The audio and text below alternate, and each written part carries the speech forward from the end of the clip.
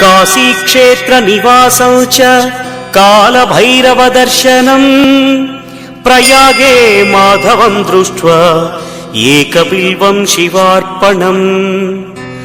इन्दुवारे व्रतं स्थित्वा निराहारो महेश्वर नक्तं हौष्यामि देवेश एकबिल्वं शिवार्पणम् रामलिंग प्रतिष्ठा च वैवाहिक कृतं तथा तटाकादि च संतानम् एकबिल्वं शिवार्पणम् अखण्ड बिल्वपत्रं च आयुतं शिवपूजनम् कृतं नाम सहस्रेण एकबिल्वं शिवार्पणम् उमया सह देवेश नन्दिवाहनमेव च